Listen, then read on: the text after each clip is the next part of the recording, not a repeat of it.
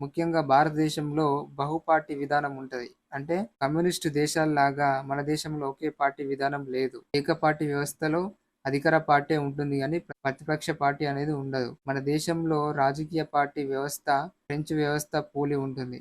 మన దేశంలో రాజకీయ పార్టీ యొక్క వ్యవస్థ అనేది ఏ దేశంతో పోలి ఉంటుందంటే ఫ్రెంచ్ వ్యవస్థను పోలి ఉంటుంది. ఎందుకంటే ఫ్రాన్స్ దేశం లాగానే మన దేశంలో బహుళ పార్టీ వ్యవస్థ ఉంది. ఫ్రాన్స్ దేశంలో ఉన్నట్టే మన దేశంలో కూడా బహుళ పార్టీ విధానం ఉంది కాబట్టే అందుకోసమే మన రాజకీయ పార్టీ వ్యవస్థను ఫ్రెంచ్ వ్యవస్థతో పోల్చడం జరిగింది. మన భారతదేశంలో పార్టీలనేవి నిరంతరం చీలికలు ఏర్పడతాయి అన్నట్టు. 1960 సంవత్సరంలో కాంగ్రెస్ పార్టీ కొత్త కాంగ్రెస్ వ్యవస్థను కాంగ్రెస్‌గా చీలిపోయింది.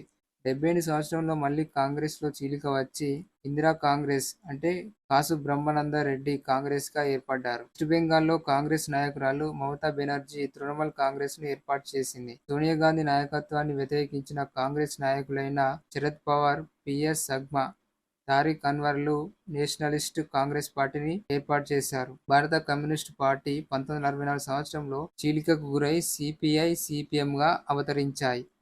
69 సంవత్సరంలో సిపిఎం నుండి సిపిఐ-ఎంఎల్ ఏర్పడింది. భారత కమ్యూనిస్టు పార్టీ అనేది 1964 సంవత్సరంలో చీలికకు గురైంది. అప్పుడు CPI communist party of India కాస్త కమ్యూనిస్ట్ పార్టీ ఆఫ్ మార్క్సిస్ట్ గా అవతరించింది. ఇది ఎప్పుడు 64లో సిపిఐ కాస్త సిపిఎంగా చీలిక వచ్చి సిపిఎంగా ఏర్పడింది. 1969 సంవత్సరంలో కమ్యూనిస్టు పార్టీ మార్క్సిస్ట్ నుంచి CPI ML communist party of India Marxist లెనిన్‌గా ఏర్పడింది. ప్రాంతీయ పార్టీలైన డీకే ద్రవిడం కజగం నుండి డీఎంకే ఏర్పడింది. టీడీపీ నుండి 1984 సంవత్సరం నాదెండ్ల భాస్కర్ రావు నాయకత్వంలో ప్రజాస్వామ్య తెలుగు దేశం. టీడీపీ పార్టీ నుంచి 1984 సంవత్సరంలో నాదెండ్ల భాస్కర్ రావు నాయకత్వంలో ప్రజాస్వామ్య తెలుగు దేశం పార్టీగా ఏర్పడింది. ముఖ్యంగా 1990 సంవత్సరంలో ఆగస్టులో చంద్రబాబు నాయుడు నాయకత్వంలో టీడీపీ మరోసారి